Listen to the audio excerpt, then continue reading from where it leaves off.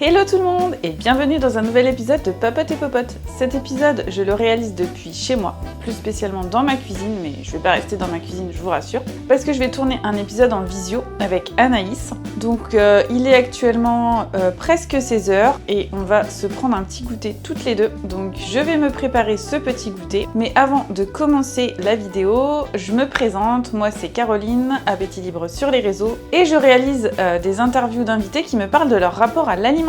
Alors en général, je fais ça dans Paris, dans des restos, parce que le concept c'est de papoter tout en mangeant, papote et popote, et en général on découvre une bonne adresse parisienne. Comme je suis actuellement en congé mat, j'ai décidé de continuer quand même mes interviews en visio. Donc voilà, c'est pour ça que je peux rencontrer maintenant des gens de tout le monde entier, pas spécialement des gens qui peuvent se déplacer à Paris, donc n'hésitez pas à me contacter sur Instagram si vous souhaitez participer. Si le sujet de l'alimentation et du rapport à l'alimentation vous intéresse, n'oubliez pas de vous abonner à la chaîne, ça soutient beaucoup mon travail, alors merci. Alors, me revoilà pour préparer ce petit goûter. J'ai fait un granola maison. Je vais me faire un petit bol avec des petits Suisses. Pour une fois, je n'ai pas testé une adresse, mais du coup j'ai testé une recette. Mais je l'avais déjà fait, donc c'est pas vraiment un test. Enfin, j'ai fait maison quoi. Donc les petits Suisses. D'ailleurs, si vous savez pourquoi les petits Suisses ont un papier comme ça, dites-le moi parce que ça m'intéresse, parce que je trouve ça personnellement pas du tout pratique quand tu veux préparer un truc.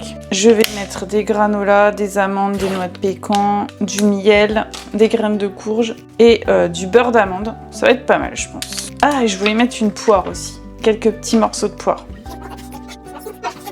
Une poire. Pendant mon congé mat, je vais continuer à faire quelques petites interviews, donc n'hésitez pas si vous voulez participer. Je rappelle que c'est pas une chaîne dédiée au TCA, mais vraiment pour parler du rapport à l'alimentation en général. Donc que vous ayez un TCA ou pas, que vous ayez un rapport compliqué, joyeux, complètement apaisé avec la nourriture, n'hésitez pas à me contacter parce que en fait on a tous un rapport particulier à la nourriture, même s'il n'est pas forcément pathologique. Voilà, j'aurais pu laisser la peau, mais bon, pour le coup, je vais la retirer.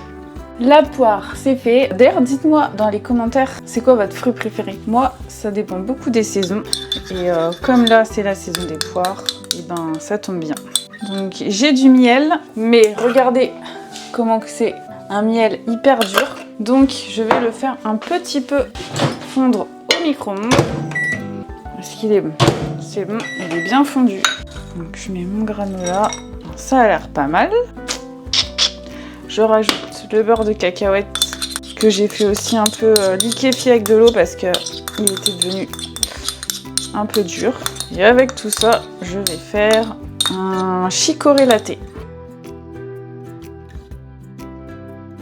Donc pour ça, je vais mixer du lait, de l'eau chaude et de la chicorée avec un peu de sucre de canne et je vais essayer de faire de la mousse. Ça m'a fait pas mal. L'après-midi, je prends pas de caféine. Hop. Est-ce que j'en ai fait trop? Ou la bonne quantité? Parfait.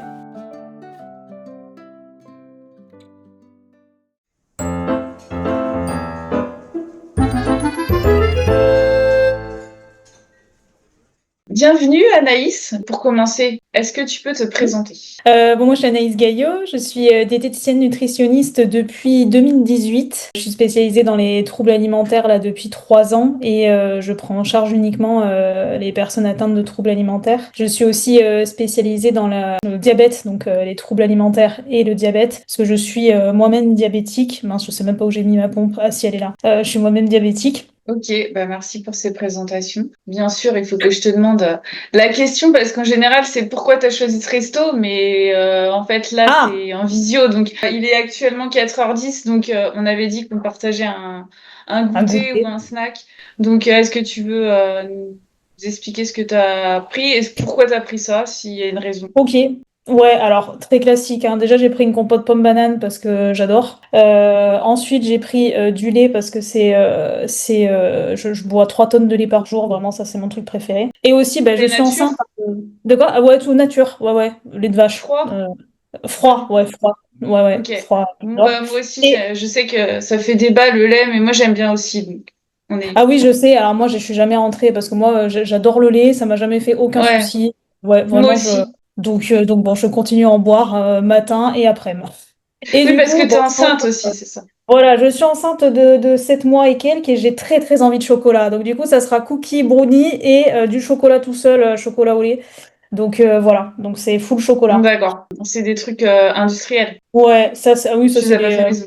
brossards, Hmm. je crois que c'est le Ouais, truc, c'est ça les c'est brossards. granola. Voilà, granola et le chocolat, je sais plus, enfin c'est un truc genre classique de U quoi. Ouais, mais Hyper j'aime bien parce que industriel, hein. du coup, enfin, on sait que t'es diététicienne comportementaliste, mais ça fait toujours plaisir de voir une diététicienne qui prend des trucs industriels. Carrément. J'avais pas le temps de me faire un truc en plus, hein. Bon, bah, moi, du Et coup, toi, ouais. c'est une chicorée au Mhm. lait, enfin, avec du lait. Et moi, j'ai innové parce que je me suis tuée en cuisine. Non, je me suis pas tuée. J'ai fait un granola maison. Ouais. Et du coup, j'ai mis aussi des petits Suisses, des amandes et des noix de pécan et du miel. Mm. Et du Ouais. beurre d'amande. C'était pour faire un truc un peu funky. Je fais pas ça tout le temps, hein. Bien sûr. Mais granola maison, ça change. Ah ouais, j'adore, moi aussi j'en fais. Bon, tout chocolat, parce que moi c'est le chocolat, mais j'adore. Ouais, ouais. Non, mais j'aime bien le chocolat aussi. Mais là, je sais pas, j'avais envie de mettre des trucs qui changent. Ah, et il y a des poires aussi, pardon. Ouais, J'oublie tellement j'ai mis de trucs dedans que j'oublie ce que j'ai mis. Des cubes de poire. C'était pour faire un truc un peu automnal. ouais, c'est clair. Bah écoute, bonne app. Ouais, toi aussi? Et puis donc, je préviens juste que mon fils est un peu agité, là, je ne sais pas. C'est ce peu qui se retrouve sur la vidéo. Mais... Et du coup, tu es en train de changer ton cathéter. Oui, c'est ça, je suis en train de. Bah oui, bah du coup, bon, au final, enfin, je sais pas si. Mais je suis en train de changer le cathéter de ma pompe. Bon, ça, les diabétiques, ils sauront, mais on doit changer le réservoir qui est dans notre pompe à insuline. Alors, ça dépend des pompes à insuline, hein, mais moi, c'est assez long avec celle-là. Donc, je dois mettre l'insuline qui est là-dedans dans ce réservoir à l'aide de cette seringue. Voilà. Donc, je suis en train de le faire. J'ai déjà mis mon cathéter avant la vidéo parce que ça, c'est le truc enfin voilà, j'allais pas le montrer en vidéo, quoi, mais j'ai déjà mis mon cathéter et là, je suis en train de remplir mon réservoir, du coup. Ça demande des compétences quand même un peu Ouais. techniques. Ouais, le diabète, ça demande. On est fort en maths, hein, généralement, tout ce qui est. Parce qu'on fait beaucoup de calculs des glucides. Ouais, ça demande d'être assez fort, même en espèce de science, là, du coup. C'est Ouais, un peu un ouais, truc ouais. scientifique à chaque fois, hein. Mais bon, on prend l'habitude après, hein. Bah, tu rentreras dans le détail de ton parcours diabétique, si je puis dire, Tu vois. après. Mais en général, la première question que je pose, c'est en tant que mangeuse, est-ce que tu aurais un adjectif qualificatif pour définir ton rapport à l'alimentation actuellement? Franchement, moi, j'en ai qu'un qui me vient à l'esprit, mais parce que, bon, des formations pro, j'ai envie de dire, mais moi, je dirais libre, parce que j'en vois D'accord. beaucoup qui sont pas libres, hein, dans leur rapport avec l'alimentation. Moi, je suis plutôt spontanée, on va dire même. Et ça a Ouais. toujours été, ouais, ça a toujours été comme ça. Alors, ouais, moi, ça a toujours été comme ça. Évidemment, le diabète, ça s'est mis dedans aussi quand même, hein, ça, j'en parlerai, mais j'ai jamais eu de soucis particuliers avec mon alimentation. Évidemment, avec un diabète, on est obligé de tout calculer. Donc, ça a Bah été, oui. voilà, ça s'est mis un petit peu dedans, ça s'est mis un petit peu dedans. Mais sinon, non, moi, j'ai pas eu de soucis comme mes patients et mes patientes peuvent Mm. rencontrer, quoi. Et alors, comment ça s'est déclaré ton diabète de type 1, c'est Oui, ça? ouais, c'est Parce ça. que je pense que pas tout le monde connaît la différence, donc peut-être que Oui. tu peux nous raconter comment t'es arrivé dans la maladie et qu'est-ce que c'est concrètement, enfin qu'est-ce que c'est au niveau de la physiopathe, le diabète de Ouais, type 1. complètement. Complètement. Parce que c'est vrai qu'il y en a beaucoup qui font pas forcément la différence entre les deux, même si de plus Mm. en plus, hein, maintenant. Alors déjà, je vais faire la différence entre les deux.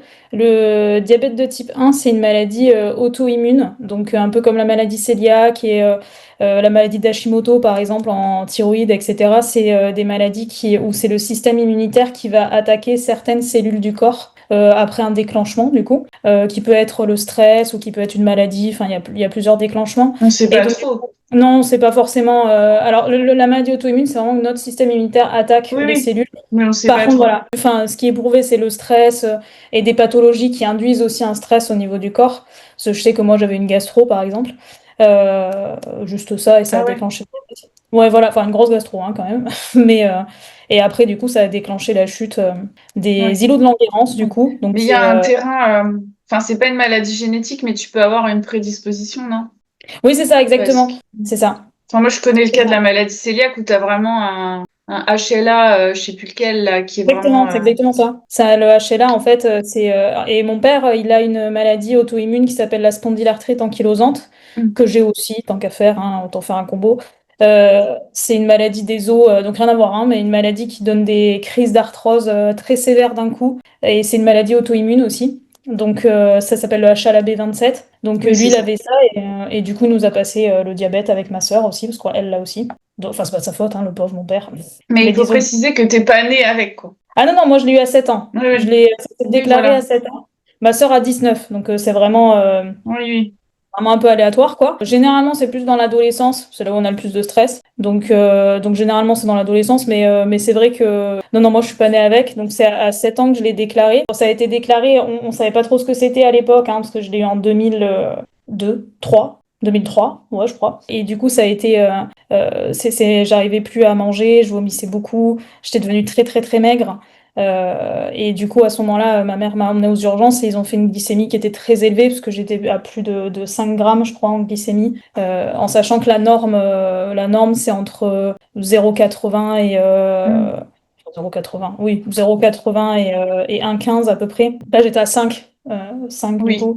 Donc on était pas mal élevé et bon bah j'ai été mise sous insuline directement et à l'époque du coup dans les années 2000 on avait un régime très strict où tout était calculé en glucides et on devait s'injecter du coup de l'insuline puisque dans cette maladie auto-immune c'est la destruction des cellules qui génèrent l'insuline, Mm. ça s'appelle les îlots de Langerhans.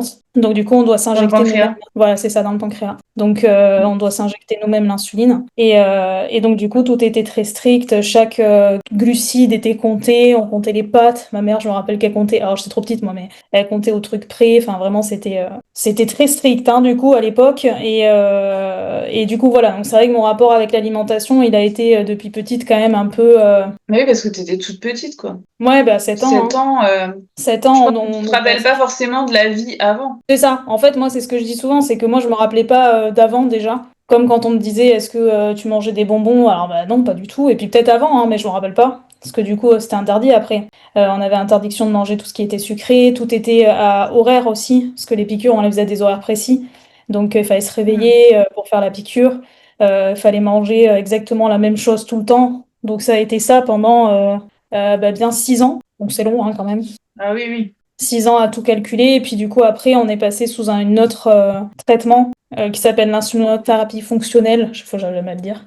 Et là, du Mm. coup, ça a été l'inverse. C'est qu'on mettait l'insuline par rapport à ce qu'on mange. Donc là, ça a été Ah beaucoup oui. mieux. Ah, parce qu'avant, c'était pas le cas. Bah, c'était comme ça avant. En fait, je pense qu'ils s'embêtaient pas trop. Ils disaient, bon, bah, on va mettre tant d'insuline et puis du coup, il faudra manger en fonction de cette insuline. Donc voilà. Donc, C'était ce qui fait pas des résidus de diète culture des années 90, non? Où, tu sais, les gens, alors, je sais ils... pas, possible, possible, mais en tout cas, c'était le seul traitement qu'il faisait à ce moment-là. Donc bon, un peu compliqué, quoi. Et du coup, quand on est passé à l'inverse, la liberté totale. Parce que du coup, là, on pouvait manger ce qu'on voulait. C'était en fonction du taux de sucre que tu t'injectais à une certaine dose d'insuline. Ouais, c'est ça, Tu piquais pour savoir combien tu avais de sucre dans le sang, c'est et ça. après, tu mettais la dose qu'il fallait. Exactement. Donc avant, c'était en plus, donc je mangeais par rapport à ce que je m'injectais, et là, ça a été totalement l'inverse, puisque on Hmm. injecte par rapport à ce qu'on mange, et par rapport aussi à notre glycémie, du coup. Donc ça a complètement changé le mode de fonctionnement. Alors moi, je l'ai bien vécu parce que j'ai été bien entourée, une diète super. Donc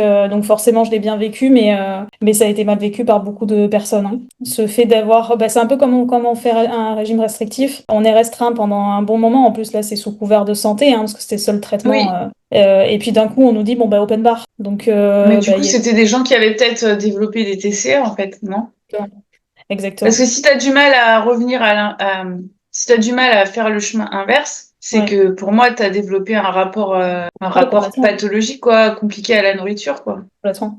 Parce que en fait, on n'a aucune notion de faim et de satiété quand on nous force depuis enfant à manger par rapport à un Mm. gramme, enfin, Bah par oui, rapport à une dose d'insuline. Donc, du coup, ce qui fait que la satiété et la faim, elles passent après. Et puis là, moi, je suis restée 6 ans avec ce régime, mais il y en a, ils sont restés beaucoup plus. Et encore 6 ans, je trouve que c'est déjà pas mal. Mais il y en a qui restent 10 ans, même plus avec ça. Et c'est compliqué après de retrouver les sensations de faim. Donc, bah, il y a des crises de boulimie qui arrivent sur certains aliments. Moi, je me rappelle que quand on m'a dit ça, premier réflexe, j'ai demandé à ma mère d'acheter du Nutella.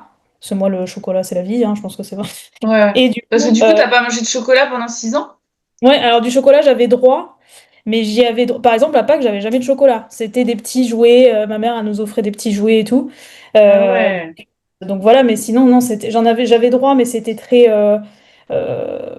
enfin, tout était compté en fait. Il fallait que ça fasse Hmm. partie du truc de glucides, que j'avais le droit, Ouais, etc. ouais. Donc, Je me fais la réflexion là. Du coup, si tu avais une certaine dose d'insuline à chaque repas à t'injecter, ça ouais, voulait dire que tu étais obligé de manger. Si par exemple tu voulais manger moins que ce qui était prévu, tu pouvais pas. Parce que sinon, tu exactement. allais te retrouver en hypo. Tu es obligé de te forcer pour finir ce qui était. Exactement. Et si Et tu ça, c'est voulais manger beaucoup entre les arrivé. repas, tu pouvais pas non plus. Exactement.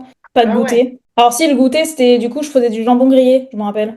Donc, parce qu'il n'y a pas de glucides. Donc, quand ma mère, j'avais faim, je lui disais j'ai faim parce que j'avais 7 8 ans. Donc, ben, elle me faisait du jambon grillé ou un œuf, quoi. Donc, voilà. Et T'aurais eu droit à une cuillère d'huile, quoi, si jamais il y avait. oui, voilà, exactement. Tant qu'à faire. Ouais.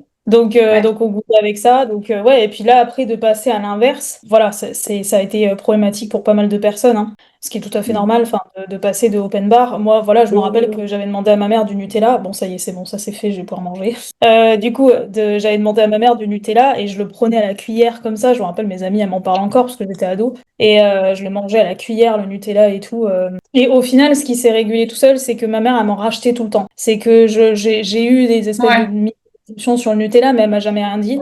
Et du coup, au final, après, ça a fini que bah, j'ai fini par en mettre que sur mes tartines, et puis après en acheter quelques-uns, et puis maintenant il est dans le placard et je le vois même plus. Enfin, Hmm. donc ça s'est rééquilibré par le fait justement de Ouais. laisser ce besoin, du coup, bah, répondre aux besoins qui avaient été mis sous cloche pendant des années, quoi. Et t'as pas eu des préoccupations autour de ton poids, à la fois quand tu étais dans le côté restrictif au départ, là, tu t'as pas perdu du poids ou... Ben, même pas, parce qu'en fait, j'étais en pleine phase de croissance, parce que du coup, Ouais.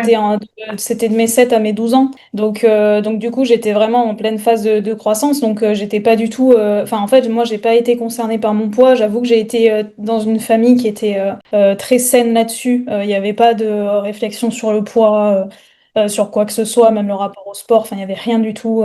Le diabète Mais non plus bon, faisait pas partie du centre de la vie.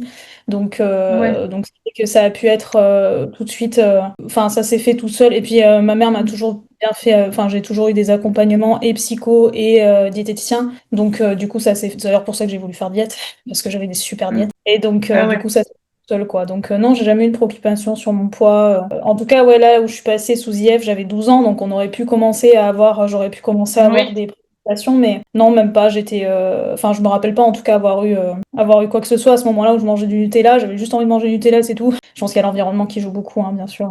Et du coup, quand t'es passé à l'IF, enfin l'insuline de thérapie fonctionnelle, et que du coup, t'as pu manger un peu ce que tu voulais, ton poids, il a varié ou pas? Eh ben non, parce qu'on dit souvent que quand on... Pareil, on dit que l'insuline, ça fait grossir, ça c'est une grosse bêtise, mais bon, ça on verra.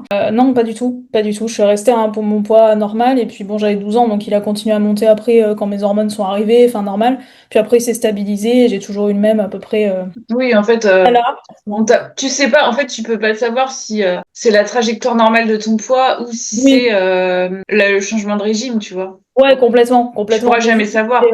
bah, c'est ça.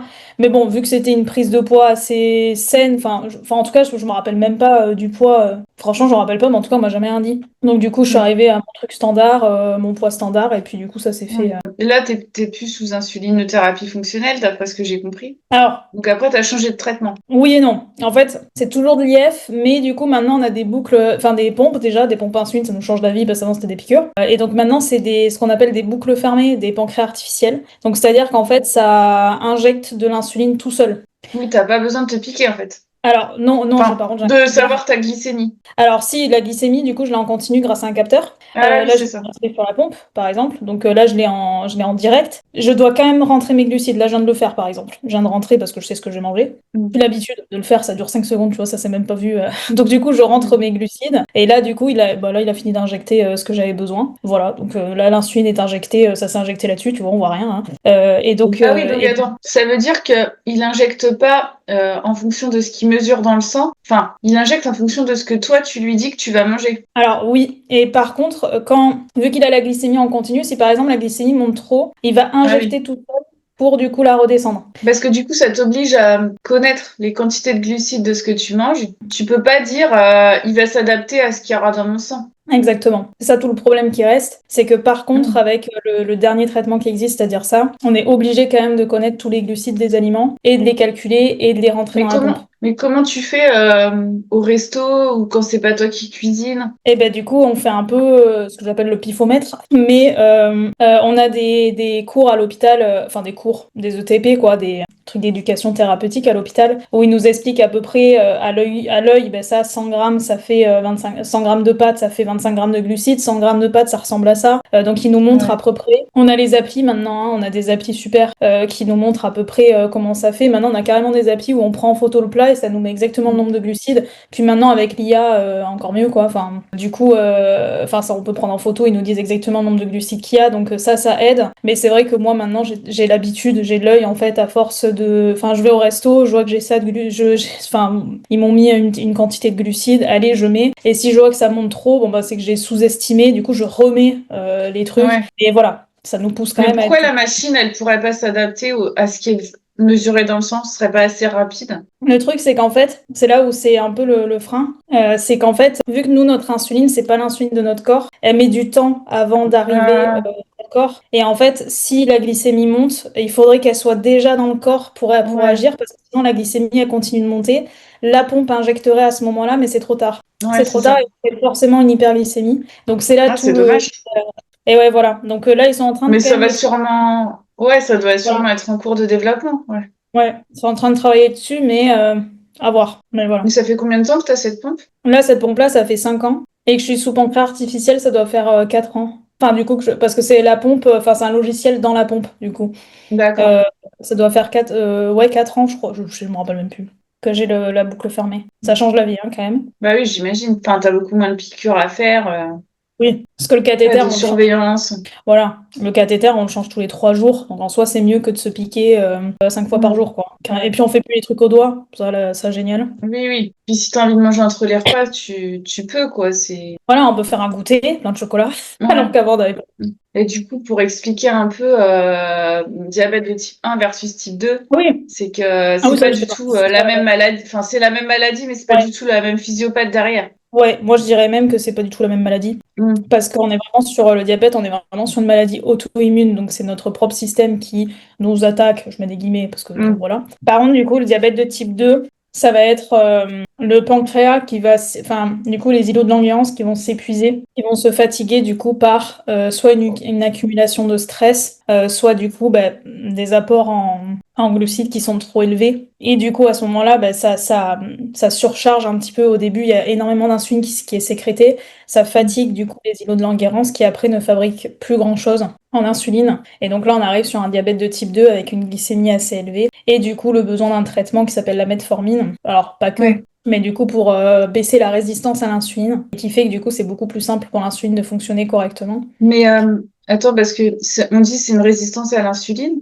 Du coup, ça veut pas dire aussi que les tissus périphériques ils sont moins sensibles. Enfin, en Et gros, c'est ça. c'est les organes cibles. Enfin, par exemple, j'imagine c'est le foie, les muscles, Ouais, les organes qui captent le glucose, qui réagissent moins à l'insuline aussi. Il y a ça. Ça commence c'est pas ça. par ça, et après c'est le pancréas qui s'épuise. C'est Parce qu'en que du fait, coup, il va pour compenser, il va en sécréter un max. c'est ça. C'est pour ça. C'est qu'en fait, au début, on peut le voir par l'indice de HOMA. Bon, on ne le fait pas tout le temps, on le fait pas tout le temps parce que c'est pas non plus hyper. L'indice de HOMA, c'est pour voir la résistance à l'insuline. On peut voir du coup s'il est élevé ou pas. Et là, même avant qu'il y ait une glycémie élevée ou autre, parce qu'au début, il peut Ouais. faire assez d'insuline pour réduire du coup, pour lutter contre cette résistance à l'insuline justement des cellules. Et puis après, ça s'épuise. Donc ouais, à la base, c'est une résistance à l'insuline. Et cette résistance à l'insuline, donc l'insuline, c'est une hormone du coup qui permet de faire passer le sucre, enfin le glucose du coup qui est dans le sang aux cellules. C'est Oui, un c'est bien pont. de le rappeler. Parce que c'est vrai que pour moi, c'est évident, mais c'est peut-être pas Oui, évident pour oui, tout le monde. ça c'est vraiment un pont, hein, c'est le truc qui fait Mm. passer quoi. Donc du coup, il y a des fois où bah, l'insuline elle reconnaît pas les cellules. Et donc à ce moment-là, c'est ce qu'on appelle la résistance à l'insuline. Du coup, bah, ça, l'insuline elle a pas d'effet, ce qui fait qu'il y a une accumulation de sucre du coup dans le sang et encore plus de sécrétion, comme tu dis, d'insuline. Et ça, c'est généralement provoqué soit par une inflammation de ces tissus, donc ça peut être par le surpoids et l'obésité. Ben ça, on va Mm. revenir dessus. Soit du coup par ben, un stress chronique, du Ouais. coup une hausse du cortisol, etc. Parce que le stress, Le stress, enfin, ça génère une hormone qui s'appelle le cortisol. Et cette hormone, elle est hyperglycémiante de base. Elle va aller chercher dans le foie pour libérer du coup du glucose dans le sang. Et ce qui fait qu'en fait, là encore, ça accumule du coup le besoin d'insuline. Donc en plus de ça, il y a ça aussi, il y a le stress qui peut jouer énormément. Après, c'est peut-être pas le stress au sens.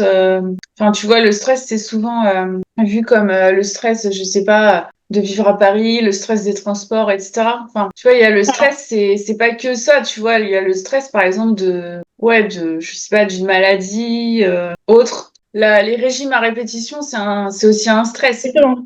Carrément. Donc, enfin, je veux dire le stress physique, pas forcément le stress psychologique. Faire trop Ouais. de sport ou des choses comme ça. Exactement, c'est les deux, hein. Ça peut être les deux. Oui. Ça peut être le Mm. stress physio et le stress patho. Enfin, patho, enfin, stress physiologique, c'est le corps qui se met en état de stress parce qu'il y a une pathologie, parce qu'il n'y a pas assez d'apport. Par exemple, le fait de jeûner trop longtemps, ça peut induire un état de stress. Et du coup, pareil pour bah, du coup, le stress qu'on se met, quoi. Enfin, enfin, qu'on se met, Mm. qu'on nous met aussi, le stress psychologique, quoi. Donc, ouais. Mais ça influence beaucoup, hein. Pour le diabète de type 2, ça influence vraiment beaucoup. Dans les grandes catégories de diabète, il y a aussi le diabète gestationnel, mais celui-là, il ressemble plus au diabète de type 2 Ouais, ou au diabète de exactement. type 1. Mm. Ouais, c'est ça va être le stress physiologique. Alors là, pour le diabète gestationnel, j'ai pas encore trop enfin, de connaissances à fond dessus physiologiques pour te dire comment ça se passe exactement. Je le vois, moi, quand je suis des patientes qui ont du diabète gestationnel et des TCA, forcément. Quand on travaille, bah, déjà le fait de manger assez, parce que c'est un stress pour le corps, le fait de pas manger assez. Et quand on fait au niveau psychologique, elles sont suivies pour gérer le stress à côté. Généralement, ça suffit pour réduire les glycémies. Enfin, en tout cas, pour les stabiliser. Enfin, c'est très engendré par le stress, le diabète gestationnel. D'ailleurs, il y a souvent des patientes qui sont en anorexie, qui, quand elles arrivent à tomber enceinte, qui ont un diabète gestationnel au Ah final. ouais. Donc, c'est beaucoup, enfin, beaucoup pensent que c'est relié au poids, du coup, enfin, le poids. D'ailleurs, le Ouais, médecin ou à aussi. la surconsommation de sucre. Oui, alors ça, voilà. Mais en fait, pas du tout. Pas du tout, parce que même les personnes qui sont en état de jeûne, ou en tout cas qui ont eu des états de jeûne prolongés, c'est quand même un gros stress pour le corps. Et du coup, ça peut être un facteur de déclenchement. Attention, pas pour tout le monde, mais ça peut être un facteur de déclenchement. J'en ai eu pas mal qui l'ont eu à cause de ça, Mais entre guillemets. je pense que la grossesse, ça dérègle aussi le métabolisme des glucides parce que Oui. moi, j'avais pas de diabète gestationnel, j'avais l'inverse. J'avais l'impression de me retrouver beaucoup plus facilement en hypoglycémie qu'en temps normal. Carrément. Bah, c'est ce qui se passe. Nous, on le voit, les diabétiques de type 1, on a des. Moi, j'ai des glycémies, vraiment, j'ai jamais eu ça de ma vie. C'est d'une Mm. lisse. Je pense que j'aurais jamais cette hémoglobine glyquée de base, mais j'ai jamais eu des glycémies aussi stables. C'est. Ouais. Donc Bah, la l'hémoglobine grossesse, glycée, donc c'est. c'est la glycémie, c'est la moyenne des glycémies sur 3 mois. Donc, c'est en Ouais. pourcentage. Une hémoglobine glyquée des personnes saines, c'est. Oh purée, je sais même plus. Tellement je suis sur le diabète, moi, Vers mais. 5. c'est- Non? Ouais, c'est ça, c'est vers 5. Bah voilà, bah là, moi, en ce moment, je suis vers 5, alors que de base, je suis diabétique dans le truc inhumain. Et nous, les diabétiques, c'est en dessous de 7,5 qu'il faut être. Mm. 1%. Là, ouais, j'ai une hémoglobine glyquée d'une personne normale, en fait. Donc, enfin, normale, pas diabétique. Donc, ouais, non, bah, en fait, la grossesse, ça pousse un peu le corps à se rééquilibrer de force. C'est-à-dire Mm. qu'il va il va, au niveau métabolisme, il va quand même essayer de tout rééquilibrer pour être sûr de donner assez. Donc, ça peut parfois provoquer des petits changements, quoi. Ouais, Vraiment. puis après, la grossesse, c'est quand même un truc qui bouleverse le corps aussi bien au niveau immunité, tu vois. Il y a un affaiblissement Carrément, du système immunitaire, enfin, tout ton fonctionnement, il est modifié. carrément. Donc, Oui, c'est pas rien, c'est hein. une période particulière. Mais bon, c'était Ouais, c'est pour clair. dire que c'est plus une résistance à l'insuline que vraiment un manque des îlots de Langerhans Non. qui peinent à produire de l'insuline Oui, oui, dans c'est la ça. grossesse. Et C'est normalement, clair. t'en guéris, enfin, à l'accouchement, après, t'es guéri, quoi. Ouais. Ah oui, oui, normalement, enfin oui, quasi tout le monde. Ça s'en va, c'est juste qu'ils regardent quand même s'il n'y a pas un risque de diabète de type 2 après, mais bon, généralement, oui, oui, ça s'enlève. Il y en a qui en font à chaque grossesse et qui au final ont jamais de diabète de type 2 derrière, Mais donc du non, coup, voilà. toi, comme tu as un diabète de type 1, tu peux pas faire de diabète gestationnel. Enfin, Voilà, c'est c'est ça. Moi, j'ai impossible. pas eu le test, le test Ouais, avec le t'as truc pas pas eu. bon, là. Voilà. Ouais. Non, non, bah non. Du coup, non. Par contre, on est hyper Mm. suivi. Moi, j'ai un suivi chaque semaine avec l'endocrine, enfin la diabéto, du coup. Ça, je vais en parler un petit peu du suivi avec un diabète gestationnel. Alors, je vais parler, enfin, Parce que, enfin, de par ce que me disent les patientes, hein, mais, et puis de par ce que j'ai vécu moi aussi, ça peut être très mal vécu, hein, le suivi en diabète gestationnel, Ouais. parce que c'est très strict. Enfin, pour certains hôpitaux, pas tous, hein, mais même pour les diabétiques, le fait d'être enceinte, ils sont vraiment. Il y a des fois, c'est très culpabilisant quand même. Alors, ça va que moi, Qu'est-ce qu'ils regardent? Alors, ils regardent la glycémie vraiment en détail. On a une cible glycémique qui est vraiment. Enfin, pour les diabétiques, je trouve ça inhumain. Mais ils ont Mais accès à toutes tes glycémies alors. ah oui, oui, tout le temps, toutes les semaines, on doit brancher la pompe. Ah Et la ouais. regarde. Moi, ils m'appellent pour changer des trucs. Alors ça va que je leur ai fait confiance et je les ai laissés faire. Et que sur l'alimentation, j'ai pas suivi. Parce que bon, voilà, s'ils savaient que je mangeais ça. Parce que c'est très IG bas, il faut tout Ouais, manger, il faut ouais. faire tout, glucides, nanana. Bon, ça, j'ai pas réfléchi du tout. Ça n'empêche pas que j'ai une super hémoglobine glyquée en mangeant mes brownies brossards, tu vois. Donc, on est bon. C'est pas le problème, en fait, hein. C'est pas le Bah problème, mais ils oui. peuvent être très culpabilisants. Et en plus, quand c'est des personnes qui sont à risque, par exemple, comme je te disais, mes personnes qui sont atteintes d'anorexie et qui au final tombent enceintes, c'est une catastrophe, hein. Enfin, c'est quand même un gros souci pour moi, comment c'est pris en charge le diabète gestationnel au niveau alimentaire. C'est très problématique pour les troubles alimentaires. Il y en a qui déclenchent des troubles alimentaires après la grossesse. Ouais, bah oui. Suite au Ouais. diabète gestationnel. Et au régime qui est imposé, quoi. C'est une catastrophe. Ah, parce que du coup, t'as plus le droit du tout, Bah, le sucre. tout ce qui est sucré, ouais. Des fois, il y en a, ils refusent, enfin, ils mettent pas de collation. Ou alors la collation, c'est vraiment un truc. C'est du jambon. Voilà, j'allais Mm. dire pourri, je suis quand même dans l'extrême, mais, mais le jambon comme moi je faisais avant, quoi, enfin, Mm. c'est pas normal. Surtout que pendant la grossesse, justement, on doit s'écouter, enfin, être beaucoup plus dans l'écoute de soi, c'est ça qui marche le plus quand même. Se connecter à notre corps, etc., qui est déjà en bien bouleversement, donc Bah oui. c'est compliqué quand il y a énormément de culpabilité derrière, quoi. Mm. Quand on en Puis met de la ils culpabilité. sont aussi dans la peur. Ah Dans oui, c'est la ça, dans la peur de la oui, parce que macrosomie. bébé, ouais, c'est ça. C'est que oui, votre bébé, c'est pour votre bébé, attention, moi, c'est ce qu'ils arrêtaient pas de me dire au début quand la glycémie était encore un peu. Enfin, quand j'étais encore à 7%, c'était beaucoup oui, mais c'est pour votre bébé, machin, comme si déjà, comme si j'en avais rien à faire de l'enfant, quoi. Enfin, c'est quand même très culpabilisant. Surtout que l'enfant, bon, enfin, il y a des risques, mais c'est pas non plus les risques les pires de ce que tu peux avoir en étant enceinte, quoi. Au pire, t'as En une soi, césarienne parce que le bébé est trop voilà, gros. exactement ce que j'allais dire. En soi, juste le bébé est trop gros. Et encore, parce que moi, pour rassurer, s'il y a des diabétiques qui vont nous écouter, mais j'étais à 7% pendant 3 mois au début de ma grossesse, donc les 3 premiers Mm. mois. Et là, mon bébé, il est trop petit. Donc j'ai dit, c'est un comble quand même. Quand ils m'ont dit, ah bah, il Ouais. est au 8e percentile, j'ai dit, ah bah super. Oui, donc finalement, ton bébé était trop petit. Oui, du coup, il était au 8e percentile. Enfin, il est toujours là, du coup, en final, il est toujours un petit peu en bas. Alors après, ils m'ont dit, oui, c'est parce que il est trop petit, parce que avant, votre diabète, il n'était pas équilibré avant. Non, mais en même temps, j'ai passé de mes 7 ans à mes 12 ans à un haut, une grande hémoglobine glyquée, genre 8, enfin 8, non, j'étais plus à 9, 10. Mais en même temps, avec le traitement qu'on avait, c'était hyper compliqué, on faisait ce qu'on pouvait avec ce qu'on avait, hein. Et donc du coup, et puis à 7 ans, si on m'avait dit, oui, tu verras à 29 ans, quand tu voudras ton enfant, ça te fera un bébé trop Mm. petit, clairement, à 7 ans, j'en avais rien à faire, hein. Enfin, je veux pas dire, bah, j'avais autre chose Bah à oui. penser. Donc je leur ai dit, bah oui, mais qu'est-ce que vous voulez que je fasse? Enfin, si c'est ça, je peux rien faire, quoi. Donc bon, après ils m'ont dit en fait que non, pas du tout, c'était juste parce qu'ils avaient peur qu'ils soient en retard de croissance. En fait, pas du Mm. tout, tout va bien, il est juste à un poids plutôt faible, donc en soi, rien à voir. Donc en fait, ça fait pas grand-chose. Les glycémies après s'équilibrent. En fait, je pense que le principal, et pourtant, comme je dis, j'ai mangé du chocolat pendant toute ma grossesse, à fond d'ailleurs, c'est pas, je pense que le plus important, c'est vraiment de... Mais bon, ça va être la morale pour tout, hein, mais de se faire confiance et Oui. de vraiment faire confiance à ses ressentis, surtout quand on est enceinte, Mm. avec un diabète, parce que c'est ce qui va permettre au final de s'équilibrer le mieux possible, que ça soit un diabète de type 1 ou un diabète gestationnel, hein. Quand on sent qu'on est trop fatigué, on se couche parce qu'ils vont dire oui, il faut marcher, il faut machin. Oui, mais il y a des fois où on est crevé, et en fait, notre corps, il veut carrément plus qu'on aille se reposer, ça nous fera tellement plus de bien que de se forcer à marcher parce que les glycémies, voilà. Mais du coup, dans tout ton parcours diabétique, on t'a jamais demandé de modifier ton poids, quoi, de perdre du poids ou... Non, jamais. J'ai la chance d'être tombée sur des pros de santé super. Et en plus de ça, j'ai toujours eu un poids, Normal.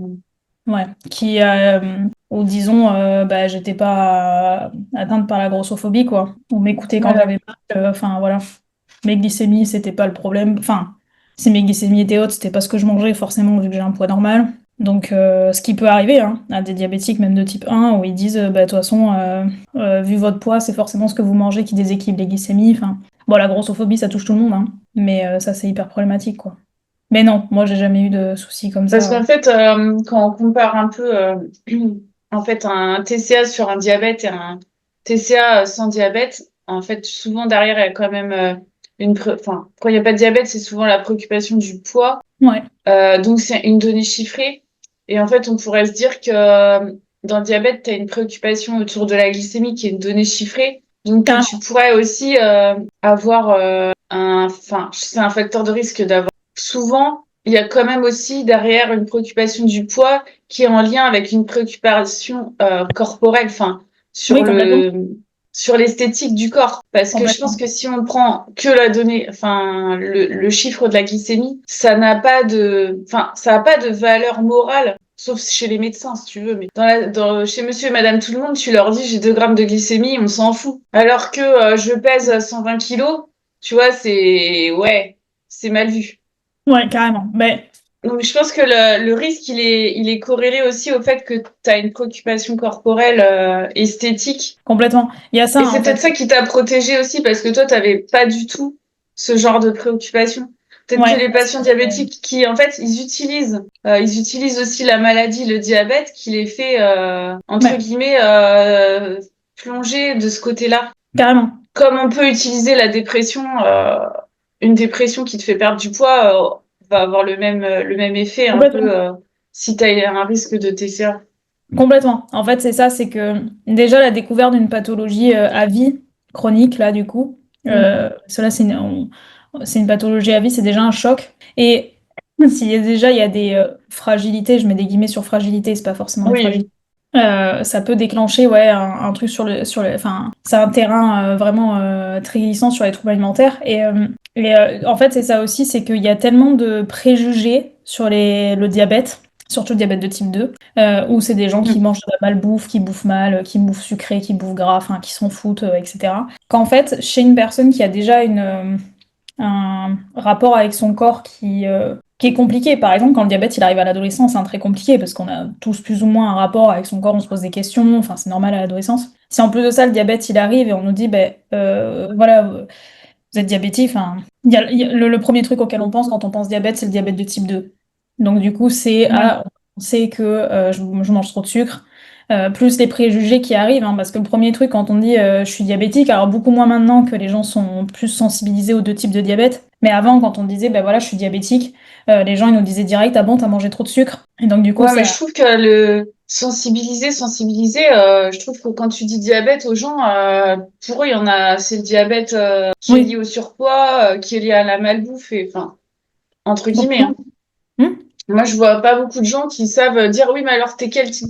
Par exemple, je te dis, moi, je Oui suis diabétique, tu vas me dire oui, lequel? oui Enfin, bien sûr. ça paraît logique. Enfin, sauf si tu veux être, enfin, sauf si tu veux pas être intrusive, mais en général, tu poses la question. Et enfin, je trouve que les gens sont pas forcément au courant qu'il y a deux types de Bah diabète. c'est ça. Et du coup, C'est enfin, je trouve que le diabète de type 2, c'est exactement les mêmes stigmates que oui, quand la grossophobie. C'est les mêmes. oui, C'est complètement. des gens feignants qui font que manger, qui sont gros et qui savent pas se contrôler. C'est Carrément. exactement les mêmes trucs. Tout le problème. Et du coup, ceux qui sont diabétiques de type 1, ils ont aussi les mêmes. Voilà, ça revient dessus. Et chez les personnes atteintes de diabète de type 1, il y a vraiment cette volonté de montrer que c'est pas les deux mêmes Hmm. pathologies pour se libérer de ce côté grossophobe Ouais, bah oui. autour du diabète de type 2. Mais il faut vraiment pas oublier que les diabétiques de type 2, c'est une catastrophe hein, ce qu'ils vivent mentalement Oui, parce oui. qu'à partir du moment où on a compris que le diabète de type 1, il était séparé, il y a plus d'indulgence du coup. Mais par contre, les personnes qui Bah oui. sont de diabète de type 2, c'est une catastrophe. Et d'ailleurs, les personnes qui sont atteintes de diabète de type 1 et qui sont en surpoids, c'est très compliqué la vision des gens, de mes patients en tout cas, quand ils disent j'ai pas envie de dire je suis diabétique parce que je sais très bien ce qu'ils vont penser en face les gens. C'est ah bah tu Bah devrais oui. pas manger ce que tu manges ou fais attention au resto, etc. Donc ce qui pousse à avoir un comportement bah, pas forcément en lien avec ses véritables besoins pour rentrer dans le moule de Hmm. bah je veux pas de réflexion quoi. Et puis pas envie de s'expliquer parce que parfois il faut expliquer la maladie aussi, c'est bah non c'est une maladie que j'ai eu petit. Voilà, mon surpoids, ça n'a rien à voir. Hmm. Enfin, il faut dire ça aussi, hein, donc c'est compliqué aussi mentalement de dire Mais tout ça. du coup, ça me vient en tête que est-ce que tu sais expliquer d'où ça vient, toutes ces fausses idées en fait qu'on a sur les personnes diabétiques? Ça vient du traitement du diabète de type 2. Le premier traitement du diabète de type 2, c'est l'alimentation. Et le problème, il vient de là, c'est que ils déclarent un diabète de type 2, premier truc, aller voir une diététicienne, ou alors ils vont voir ceux de l'hôpital, qui leur dit, bon, bah, pas de sucre. Enfin, Attention, pas Mais toutes, hein. pourquoi? Pour baisser la résistance à l'insuline, ou en tout cas qui est moins d'insuline sécrétée. Mais alors, en soi, ça se conçoit, mais vu que le diabète est généralement pas forcément lié à ça, et alors de toute façon, si les personnes vraiment consomment beaucoup d'aliments sucrés, transformés, gras, etc., c'est bien souvent qu'il y a déjà un TCA avant. Il y a ça Bah, aussi, c'est oui, non, mais ça, d'accord. Oui. C'est pareil avec les personnes en obésité. Enfin, il y a je carrément, sais plus combien de proportions de gens qui ont un TCA parmi carrément. les personnes en obésité, mais En fait, c'est ça le problème, quoi. C'est ça le problème, c'est que du coup, le premier traitement du diabète de type 2, c'est l'alimentation, sauf que bah, l'alimentation, on leur dit, bon, bah, il faut manger moins sucré, enfin, on leur dit, pas moi, mais moins sucré, moins gras, et puis ça ira mieux, sauf qu'en fait, bah, c'est leur seul moyen de réguler leurs émotions. oui. En Et fait, on en revient toujours au même problème, c'est bah que oui, bah finalement, ouais, c'est des gens qui outrepassent leurs sensations corporelles et donc à qui on a dit précédemment, avant qu'il y ait des diététiciens comportementalistes, on a fait vous mangez trop de sucre, donc mangez moins de sucre. Alors que en fait, il y avait une non-écoute de leurs signaux ouais, corporels. En carrément. fait, on s'est pas attaqué au vrai problème. Mm. Et maintenant, ça met des années, je trouve, à faire machine arrière pour faire comprendre aux professionnels que, en fait, c'est pas ça, quoi. Carrément. Mais parce qu'en fait, à partir du moment où tu as une pathologie, c'est comme la maladie cœliaque, par exemple, l'intolérance au gluten, qui se déclare généralement quand tu es enfant, pathologie auto-immune aussi. Et en fait, on enlève le gluten et en fait, les médecins, ils sont souvent dans le truc. Médecin ou diète, hein, ça je me mets dedans aussi. Enfin, je me mets dedans un petit peu moins parce que maintenant, voilà, mais on dit, bon, bah, il faut enlever le gluten. On leur enlève le gluten, ils sont soignés. En fait, on pense aux soins. C'est pareil, diabétique de type 2, et évidemment que si on enlève le sucre, genre ce que je viens de faire comme goûter, Ouais. et du coup un petit peu de graisse. Ça réduit le syndrome inflammatoire et du coup forcément il y a moins de résistance à l'insuline, ça se passe mieux. Par contre, ça règle pas le problème mental derrière. C'est-à-dire que la maladie cœliaque, quand on dit à quelqu'un de supprimer le gluten, surtout un enfant, du jour au lendemain, bon bah il faut arrêter. Les médecins ils vont dire c'est super. Donc du coup en fait on dit bon bah c'est la solution, de toute façon c'est ce qu'il faut faire. Oui, sauf que mentalement supprimer le gluten pour un enfant c'est très dur. C'est très très dur, ça les sépare complètement des autres, exactement comme au début nous avec le diabète. Voilà, quand ils voient que ça marche. Donc il y a ça aussi, c'est qu'en fait au niveau médecine, c'est prouvé que ça marche. Donc en fait, il y aura jamais de Mm. donc ça reste en fait ce truc, ça marche, c'est prouvé, c'est super, sauf que quand on prend la santé mentale globale, on voit bien que c'est une catastrophe, hein. Et en plus, donc le diabète de type 2, déjà, ça vient généralement d'un trouble alimentaire. Enfin, généralement, pas que, mais ça vient généralement d'un trouble alimentaire comme l'hyperphagie. Et du coup, derrière, ça peut enclencher encore plus de rapports conflictuels avec la nourriture, quoi. Ça aggrave, hein. Mais malheureusement, les médecins, enfin malheureusement, ouais, enfin c'est comme ça hein, après, mais ils sont sur le truc, bah, c'est ça qui fonctionne, donc il faut rester là-dessus, c'est le meilleur soin, quoi. Mm. Et donc forcément, après, bah, on arrive sur le diabète de type 1 qui lui a rien à voir là-dessus, mais du coup, Ouais, il se fait qui prendre par suit. toutes les injonctions qui sont liées à ça, hein. Enfin, par ce que la population pense du coup du diabète, quoi. Et du coup, toi, pour le diabète de type 2, Mm. tu, tu préfères déjà voir un travail sur le comportement alimentaire? Parce qu'il y a aussi des approches, enfin, j'y connais rien, hein, mais peut-être qui essayent de voir comment on peut manger quand même des trucs sucrés, mais en les intégrant avec, c'est par Oui, exemple plus de légumes, plus de oui, fibres, de protéines, etc., pour essayer ouais, enfin, complètement. tu vois, de pas manger du sucre à jeun comme ça. Parce Oui, qu'il y oui, a c'est ça. cette approche-là aussi. Ouais, Après, c'est peut-être restrictif aussi, parce que si tu as envie de manger un truc à telle heure et que tu veux que ça et que t'as pas, enfin, c'est ça. je sais. C'est qu'en fait, ça peut marcher, mais pas sur tout le monde. Moi, c'est ce que je fais avec les diabétiques enfin, ce que je faisais avant, parce que maintenant je traite que les TCA, mais chez les diabétiques de type 2 qui avaient le diabète parce que c'était des bons vivants, bon, en plus j'habite à la Mm. campagne, ils sont très saucissons et bon, ils font leur propre saucisson, etc. Donc des fois c'était bon vivant, on dépasse la satiété assez souvent parce qu'on est très invité, parce que voilà, donc là ça peut déclencher, et puis bout de l'alcool. Et donc du coup, voilà, donc là il y avait un déclenchement de diabète de type 2, bon bah du coup on garde vos habitudes parce que ça fait partie de votre vie sociale. Par contre, on rajoute certaines choses, dont les protéines, les fibres, pour être sûr du coup que ça impacte moins la glycémie. Et généralement, ça suffit, ça suffit. On baisse l'alcool quand même. Mais par contre, chez les personnes où c'est des crises d'hyperphagie, par exemple, qui ont déclaré ça, Mm. on peut pas leur dire de manger une tranche de jambon. Et encore, j'ai une patiente il y a pas longtemps qui m'a dit, je sais que ça fait moins monter les glycémies de manger du jambon et de la salade avec le sucré. Du coup, elle fait ses crises de sucré, enfin sur le sucre. des gâteaux, etc.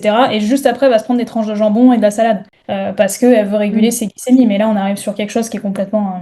Donc, on peut pas, sur des crises d'hyperphagie, dire bon, bah, prenez un tout petit moins et faites jambon et. Bah non, c'est pas possible. C'est pas possible. Donc là, effectivement, il faut voir le comportement alimentaire. Pour tous les diabétiques de type 2, moi, enfin tous ceux qui arrivent pour ça avec un comportement troublé, suivi psychologique obligatoire. Pas obligatoire, les gens font ce qu'ils veulent, mais Mais parce que quand tu parlais des bons vivants, bah, même s'ils n'ont pas de TCA avéré, ils auraient tout à gagner à travailler sur leur comportement alimentaire oui, aussi. carrément. Parce que même, enfin voilà, s'ils Hmm, dépassent un peu leur société un peu tout le temps. carrément. Après, Ouais, c'est qu'ils ont peut-être pas envie. Parce c'est que ça. voilà, c'est le contexte qui fait que ils Oui, oui, vont c'est peut-être ça. un peu. C'est ça. Mais du coup, ça, justement, on travaille je travaille avec eux la satiété. Enfin, je travaillais Hmm. la satiété, la faim, etc. Parce que même la faim, ils savaient pas trop ce que c'était. C'était, allez, on est invité, on y va. Donc, on travaille la faim, les sensations de faim, comment elles se déclarent, la sensation de satiété, comment. Et généralement, même ça, déjà, ça suffit à leur faire perdre du poids, même sans Hmm. enlever, hein. Juste travailler la faim, la satiété. Oui. Déjà ça suffit à leur faire perdre du poids, donc déjà ça équilibre un peu plus le diabète. Et puis après les petites techniques pour être sûr que sur les repas où ils sont invités, bon bah il y a une petite part de légumes, un truc à côté, pas obligé que ça soit un truc énorme, ça peut être des tomates cerises comme ça. Voilà, pour l'apéro, rajouter des tomates cerises au lieu qu'il y ait que, voilà. Ici à la campagne, là, c'est beaucoup des gens qui font beaucoup d'apéros, Hmm. enfin, en tout cas, de ceux que j'avais, hein, diabète type Oui, 2. oui. Puis bon, Voilà. l'alcool, ça doit pas aider non plus à Voilà. réguler la glycémie. Bah, c'est ça, c'est que l'alcool aussi, ça faisait des gros pics de glycémie. Puis alors souvent, ils allaient faire leur prise de sang après s'être fait une grosse soirée Ah whisky, ouais. machin. Donc, forcément, la glycémie, elle était hyper élevée le lendemain. Mais, mais bon, mais du coup, ça, parce que c'est des gens qui s'en foutent. Enfin, ils n'ont pas forcément de rapport avec leur corps qui est conflictuel. Souvent des hommes, Ouais, et puis ouais. parfois, ils s'en foutent. Enfin, je veux dire, c'est pas non plus. Voilà. C'est juste que voilà, leur mode de vie a fait que ben, là, ça a déclenché un diabète. Donc, du coup, on voyait ça. Mais par contre, Mais voilà, je pour trouve ceux. que c'est important de le rappeler que, parce que tu vois, souvent quand tu évolues dans cette petite sphère, alimentation intuitive, diététique, comportementale, etc., enfin, t'as un peu la vision que, en fait, on est contre toute forme de nutrition, entre guillemets, alors qu'en fait, pas du tout. C'est juste que les gens, quand ils viennent nous voir sur Instagram, ils sont déjà tellement au bout d'un espèce de contrôle alimentaire, enfin, ils ont perdu la notion de l'entre-deux, quoi. Entre les deux, entre ces bons vivants qui boivent de l'alcool, je sais pas quoi, et qui outrepassent leurs sensations, et les gens qui mangent que ilsi avec zéro sucre, zéro gluten, zéro gras, enfin, tu vois.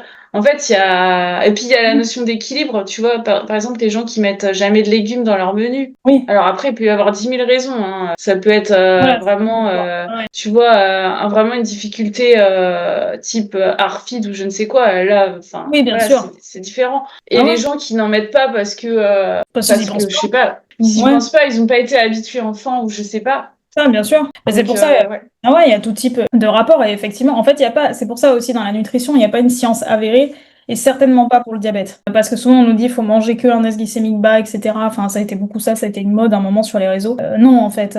Pareil, la mode du cétogène aussi, là, très à la mode chez les diabétiques, ça a été catastrophique, hein. Bon, ça, évidemment, c'est non, hein. Mais par exemple, le truc index glycémique bas, évidemment, ça marche pour la glycémie, mais c'est pas forcément adapté à tout le monde. Il y en a certains qui voudront se faire, voilà, je sais pas, un brownie Mm. et voilà, et ça, évidemment, que c'est un index glycémique haut et encore. Mais du coup, voilà, en fait, c'est d'adapter par rapport à la personne sur le moment. Mais oui, effectivement, dans la diététique comportementale, en tout cas, moi, ma partie, je suis pas contre certaines choses. Par contre, il faut vraiment que ça soit adapté à la personne et surtout que ça n'atteigne pas la santé mentale et la santé Bah, physique. c'est ça.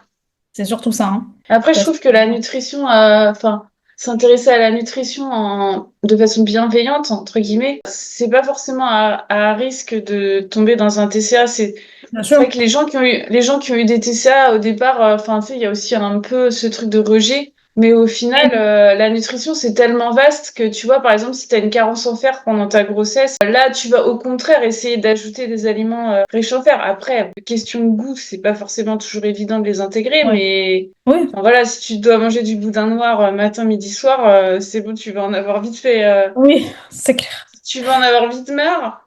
Bien sûr. C'est pour ça Ouais. que bon, je trouve que la nutrition, ça peut être aussi ajouter des choses et pas forcément. Bah Je oui. trouve que dans les TCA, tu retires vite des choses, Ah oui, alors que faut ajouter en fait, parfois. toujours. Bah ouais, mais même pour La gestion du diabète, hein, pour moi, enfin, il faut toujours ajouter, c'est toujours ajouter des petites choses Mm. et jamais supprimer, parce qu'à partir du moment où on supprime, déjà si c'était là, c'était pour une raison. Oui.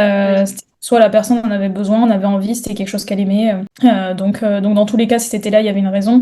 Mais c'est toujours ajouter. Par exemple, moi, les bons vivants, alors on parle juste de l'alcool parce que je sais forcément, voilà. Et encore, c'est pas moi qui en parle, c'est le médecin. Mais par contre, tout le reste, j'aurais jamais dit d'arrêter leur saucisson, voilà le truc qu'ils faisaient beaucoup parce que ben en plus c'était fait maison, enfin je veux dire c'est vraiment des campagnards donc j'ai pas enfin campagnard je sais pas si ça se dit vraiment mais enfin bon maintenant moi je suis à la campagne hein, mais voilà mais du coup Nous, on a compris. voilà donc voilà mais C'est pas de campagnardophobie. oh non voilà c'est ça mais en tout cas j'aurais jamais dit d'arrêter ça, c'est toujours ce que vous pouvez faire en plus pour que ça Mais marche est-ce que tu leur disais de réduire? alors réduire même pas en fait Parce que c'est ça, je trouve, qui est pas évident, c'est que t'as des gens aussi qui vont dire ah oui, oui, non, mais on te dit pas d'arrêter, on te dit de réduire. Et en voilà fait, moi, je trouve que ça, c'est touchy quand même. Ça bah dépend oui à qui tu t'adresses. Ça c'est dépend à qui ça tu t'adresses. c'est ça Et complètement pour certains, parce ça va que pas être possible de réduire. complètement. Bah, par exemple, on dit de réduire, ça arrive souvent, hein, les personnes qui font des crises d'hyperphagie, on leur dit de réduire. Bah, ça, Bah oui, enfin, ça ne sert à euh, rien. ça sert à rien parce que ça va leur faire manger encore plus derrière. Donc en soi, ça ne sert à rien. C'est pareil, j'ai eu des gens dans l'anorexie, il y a souvent le soir une compensation avec une grosse prise alimentaire, qui sont confondus avec la boulimie d'ailleurs. Mais non, c'est juste que le corps il demande restitution de ce qu'il n'a pas eu. Donc du coup, il y a souvent une grosse prise alimentaire sur le soir et il y en a certains qui ont des trucs déplacés en disant des coachs en nutrition, mais bon ça je vais pas, qui ont dit bon bah voilà à certaines de mes patientes, mais là c'est trop ce que tu fais le soir, c'est pas normal. Donc du coup il faut limiter. Mais non, on peut pas dire ça parce qu'en fait, donc on peut pas le trop. En fait, il y a toujours un truc sur le derrière le trop, enfin ou en tout cas le beaucoup. Donc C'est assez dur à comprendre et franchement, enfin, je me remercie personnellement, enfin, je me lance des fleurs, mais de jamais avoir cru que j'étais dans un autre TCA que l'anorexie. Parce que moi aussi, je faisais des espèces de grosses prises alimentaires le soir et honnêtement, j'aurais pu me dire je suis boulimique. En fait, je me suis jamais considérée comme boulimique. Et des fois, même quand je raconte mon parcours, alors t'as des anorexiques qui font pas ça. Donc oui. après, elles te disent, ah oui, mais ton truc, ça ressemble plutôt à de la boulimie. Je fais, bah non, je pense pas. Non, non, c'est Parce ça. que, en fait, je me restreins toute la journée. Ouais, c'est la compensation. Et en fait, d'ailleurs, les personnes qui sont en anorexie, qui mangent le soir pour compenser, c'est ceux qui sont le plus en rapport avec leur corps. Parce que dans l'anorexie ultra Ouais. restrictive, c'est là où les Mm. gens arrivent même à contrôler leur pulsion du soir, qu'ils ont Ouais. forcément, généralement ils l'ont, hein. C'est juste que j'arrive à aller contre. Ça, c'est qu'on est vraiment à un stade de restriction absolue.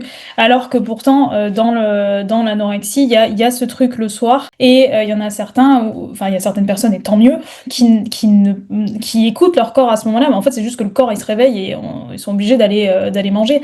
Donc en soi, c'est quelque chose qui est hyper positif. Ça veut dire que le corps, à ce moment-là, il gagne, entre Mm. guillemets. Enfin, moi, je leur parle comme ça. Même si ça amène énormément de culpabilité derrière, hein. C'est ça qu'il faut voir, évidemment, parce qu'il faut quand même pas que ça soit trop. Mais justement, en fait, c'est que soit il y a l'anorexie hyper restrictive, ou même ça, c'est contrôlé, on est vraiment dans un stade. Ou alors, du coup, il y a le côté, ben, le corps gagne le soir, et du coup, c'est pas forcément de Mm. la bouffe. T'arrives entre guillemets, t'arrives quand même à gérer ta culpabilité parce que Oui, tu sais que le lendemain, tu vas encore te restreindre. Et que voilà, du coup, carrément. tu sais, à force d'expérience, quand tu le fais sur de nombreux mois, années, tu sais que ton poids, il va pas, ça va pas le faire varier. Donc, en fait, dans ton cerveau, tu te dis, c'est OK que si demain je me restreins. Tu vois? Exactement. D'ailleurs, c'est le cercle En fait, vicieux de. c'est pour ça que des fois, c'est difficile de voir parce que tu te dis, c'est de la boulimie parce qu'il y a une phase compensatoire. Ben, Mais en au fait, final, je pense que ça reste de l'anorexie, quoi. oui, c'est ça, parce que dans la boulimie, c'est une prise très forte de calories d'un coup qui va être compensée derrière. Alors que là, dans l'anorexie, c'est cette phase-là de prise alimentaire assez forte, un peu hyperphagique, elle est là parce qu'il y a la restriction à la base. Donc du coup, on est un peu Oui. dans l'inverse. Après, qui a commencé quand? Voilà, mais par exemple, la boulimie, ça va d'abord commencer par une crise, par exemple, émotionnelle. Ensuite, il va y avoir compensation. Là, on est Ouais. plus dans la phase boulimie, alors que l'anorexie, c'est je me restreins et d'un coup, je mange beaucoup parce que bah, du coup, je me suis restreint. Alors, attention, parce que ça aussi, ça peut être dans la boulimie. Enfin bref, voilà. Mais c'est qu'est-ce qui est arrivé en premier ou pas. Mais dans l'anorexie, on est vraiment plus dans la compensation de ce qu'il n'y a pas eu dans la journée, quoi, du Mm. coup, hein. Ça arrive souvent dans la phase de guérison, hein, du coup, où le soir, il y a prise alimentaire en grosse quantité par rapport à ce qu'il n'y a pas eu sur la journée. C'est tout à fait normal, hein, du coup. Et du coup, pour terminer, est-ce que tu voudrais aborder, enfin, j'imagine que tu as des patients qui ont diabète et TCA. Ouais. Qu'est-ce que tu voudrais nous dire à ce sujet? Comment tu fais pour les aider? Alors, quand il y a un diabète et TCA, alors je prends en charge un peu de la même façon que les TCA classiques, entre guillemets. Par contre, on voit quand même le rapport avec les glucides parce qu'on est obligé de compter les glucides. On est obligé de les compter et en fait, du coup, ça va être quelque chose qui va rester constamment. Et c'est quelque chose que je peux dire aussi à mes patientes qui sont dans l'anorexie ou dans la boulimie, hein.